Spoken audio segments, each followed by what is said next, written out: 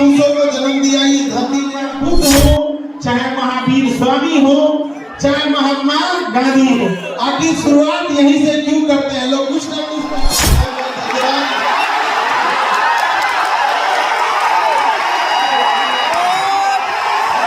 आप सब लोग का बहुत बहुत धन्यवाद। एक तो सबसे पहले चंपारण की धरती को नमन, जिसने न जाने कितने महापुरुषों को जन्म दिया इस धरती ने, न जाने कितने युग परिवर्तनों ने दिया इस धरती का वक्त। आप तासीर कहिए कि आज भी यदि बिहार में किसी को कुछ शुरू करना होता है तो चंपारण ही आता है। महर्षि वाल्मीकि जी की तपोभूमि, महात्मा गांधी जी की कर्म भूमि रही, आप क्या शुरू कर रहे हैं चंपारण से? दिशा और दशा बदल दी गई थी।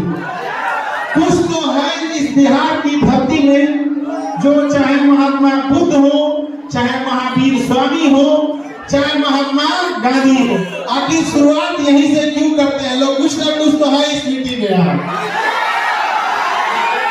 और सब जब यहाँ हमारे पास आपके अनिकेत रंजन जी आए हमारे यहाँ और बोले कि मोतिहारी चलना है और आप लोगों की समस्याओं के बारे में जब हमको अवगत कराए, हमने कहा कि हम एक बार जरूर आएंगे।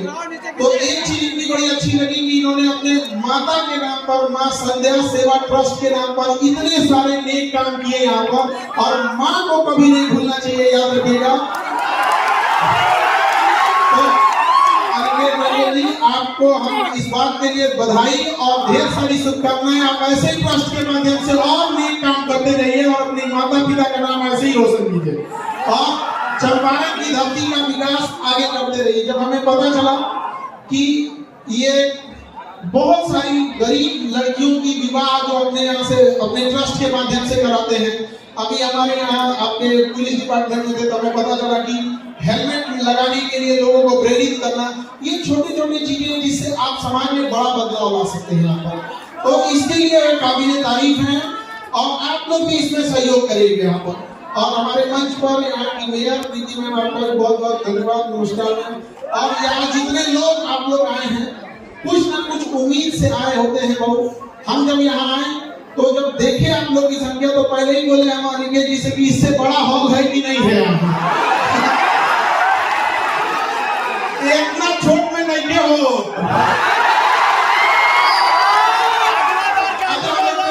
बोलिएगा कभी के अगली बार आए तो एक से बोल वाले मैं तो व्यवस्था कर रही हूँ। अनिकेत जी हम इस बात का वचन देके जाते हैं, बहुत जल्दी हम दोबारा आएंगे यहाँ पर। अरे एक वक्त के लिए लगा ही नहीं कि हम कहीं दूसरे जगह आए हैं यहाँ पे। कसम बताते अगर कल क्लास नहीं रहता तो आगे में यही रुक जाते।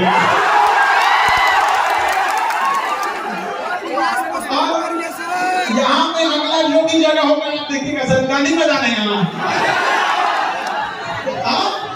एकदम वहां पे गांधी में जाना है हम लोग को। देखिए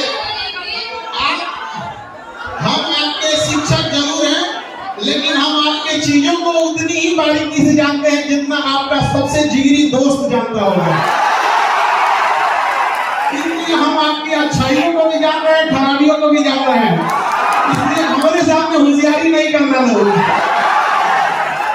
हमको यहाँ आने में लेट हो गया क्योंकि हमेशा क्लास में हम दूसरे को डांटते रहते हैं, क्लास में से लेट हो गया। अब हम लोग क्योंकि पटना से आना था, हम ही को लेट हो गया। तो इसके लिए सॉरी आप लोगों को, क्योंकि बड़ा लंबा सफर होता है आगे।